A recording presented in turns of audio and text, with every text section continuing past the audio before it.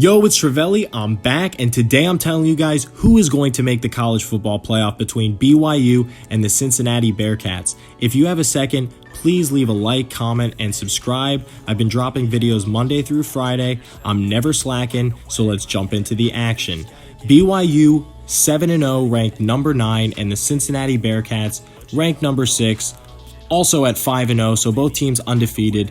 Both teams not in the Power 5 don't have the pleasure of that strength of schedule that if they run the table, they are automatically granted entrance into the holy land of the college football playoff. However, what they do have on their side this season at least is the fact that, a lot of teams are getting a late start, the Big Ten, the Pac-12, and some of these late starts have, gotten BYU and Cincinnati more national recognition than they would have gotten in a regular season, especially with the strength of schedule that both teams have played thus far. There's no way that they would be getting this much recognition and consideration for the playoff given what they've done. Now, we're going to take a look at BYU first, and I want to just say that if you look at who they've played so far, yes, they are 7-0, and yes, they have pretty much decimated everybody in their path except for University of Texas San Antonio. The teams that they have played against hold a 20-27 record overall, and none of these teams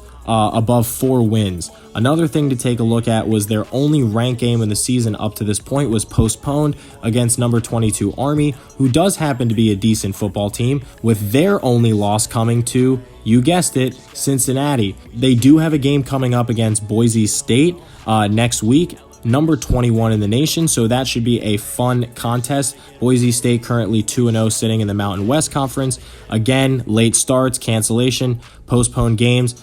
This has all given Cincinnati and BYU a chance to be in the top 10 already, which is super big when considering who's going to make the college football playoff at the end of the season. They're going to finish their season at North Alabama and San Diego State University.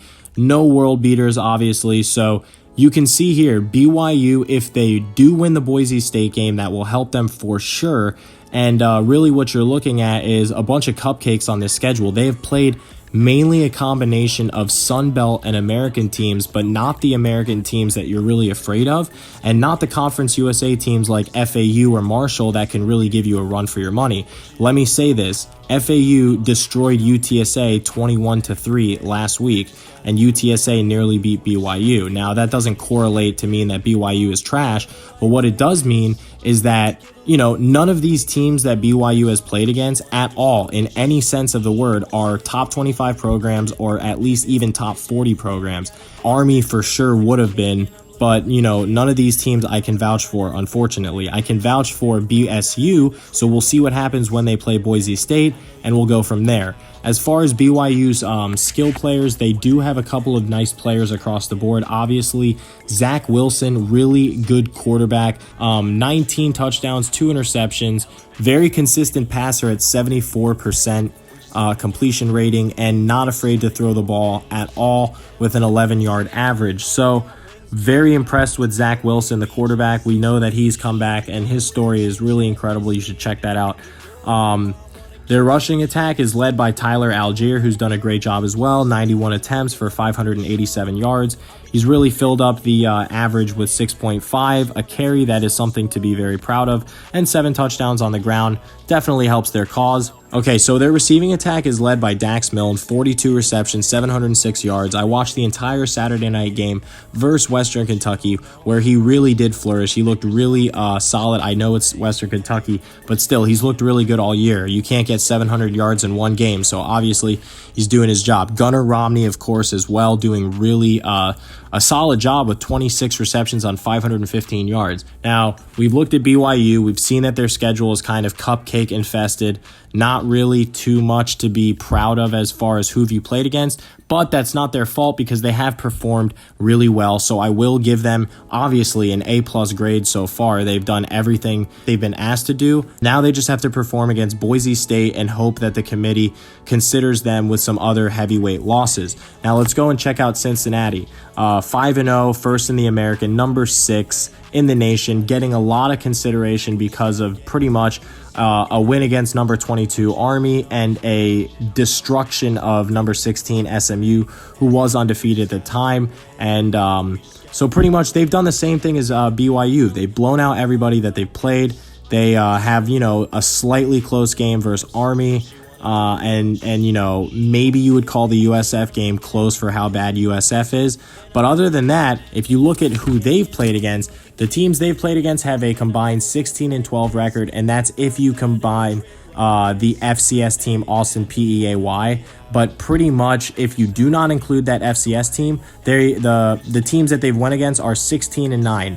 So definitely a little bit better of a strength of schedule here with Cincinnati, and especially coming down the stretch. If we think that UCF is going to, win the rest of their games until they play, they might be in the top 25 again. So you're going to have a number 16 win, a number 22 win, and maybe a number 25 win on your schedule.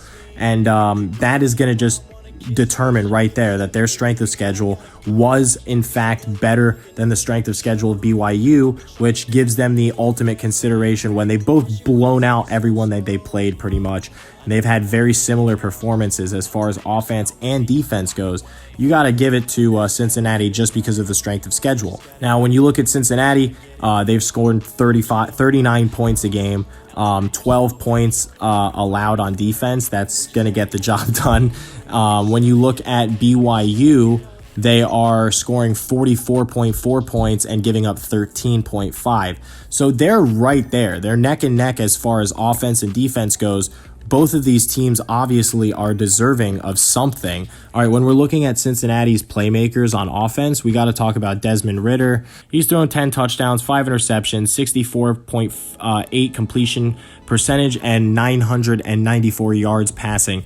What he has done well is run the ball. He's ran for 291 yards on 33 attempts, which is 9 yards an average. This guy's a scrambler. He's had a 91-yard rush this season, and he has 5 rushing touchdowns. So if you put all of that together, yes, this guy is an all-around playmaker. You have to account for him taking off in a read option set, or if they split out 5 wide, quarterback draw all day. When we're talking about their rushing attack, they do have Jared Dokes, a solid running back who's 80 rushes for 327 yards. That's 4 yards a carry if you don't know. And he has popped off on 6 touchdowns. So they do have a solid contributing running back core with Jerome Ford coming in for 37 rushes on 227 yards, 6 average. And he also has 4 touchdowns. So very solid rushing attack, all around balance. Same thing with the receiving core. You see 200, 144, 140, 136, and 119. So they have just balance across the board. Ja'Shawn Jackson, Michael Young, Josh Weil, the tight end, and of course Jared Dokes getting involved in the running game. So a lot of these players are just, well-balanced offensive players. This team likes to spread the ball around. They play great defense. And what it comes down to fundamentally is Cincinnati, of course, doesn't need too much to happen, considering I do believe that Alabama will defeat Georgia, who's number 5 right now in the SEC championship game. That will eliminate Georgia being a 2-loss team. I do believe they'll accept Cincinnati over a 2-loss Georgia team. As far as Notre Dame, if you believe that Clemson will beat Notre Dame, which I've already made a video about, I still think Clemson is going to beat Notre Dame even without Trevor Lawrence. I genuinely believe that. So if that happens, Notre Dame will drop from number 4, Georgia will drop from number 5, Cincinnati will jump up to number 4, and there you have it. You will have Cincinnati in the actual playoff picture. Then for BYU, they're number 9. They need a little bit more to happen. They're going to need the Georgia loss in the SEC championship game. They also need the Notre Dame loss, and they need a Cincinnati loss at some point, with a myriad of other things. So at the end of the day, both of these teams have a chance to get to the college football playoff. If I had to give an edge to a team, it would definitely be Cincinnati. They need less to happen, and they have performed against better teams thus far in the season. So if you guys agree with me, please leave a like, comment, and subscribe, and I will see you guys again soon. Peace. But you don't know how.